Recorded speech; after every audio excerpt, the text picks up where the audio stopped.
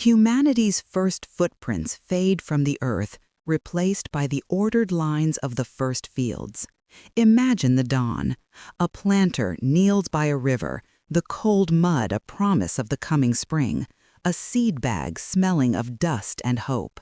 Across continents, from the river valleys of Africa and Asia to the highlands of the Americas, humankind made the same revolutionary leap. With the first grains of wheat and rice came the need for storage, for calendars, for permanence. Villages swelled, growing into the first bustling towns. A surplus of food nourished new kinds of people, the artisan, the priest, the ruler. And with them came the first cities, crucibles of writing, law, and metal.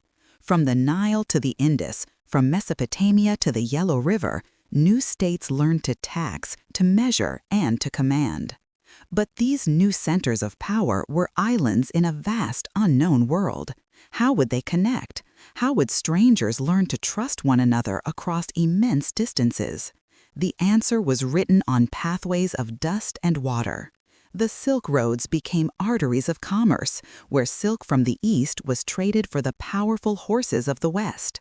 Monsoon winds filled the sails of ships crossing the Indian Ocean, and across the Sahara, caravans carried precious salt, gold, and something just as valuable, news. These routes carried more than cargo. They carried ideas, stories, technologies, and disease. Every port became a classroom, every oasis a crossroads of culture. This sprawling new traffic demanded a common language of trust and shared rules. And so belief systems rose to meet the need. Hinduism and Buddhism spoke of duty and compassion. Judaism maintained a covenant of law across scattered communities.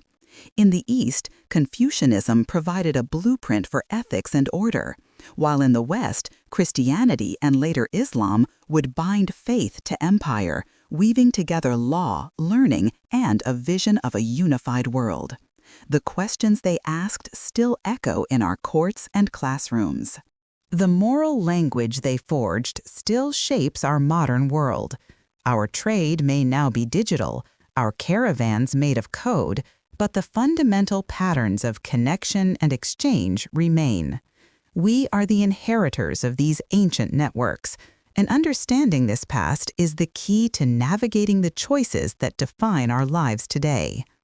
Our journey next begins at the water's edge to discover how the age of exploration would forever change the map of the world.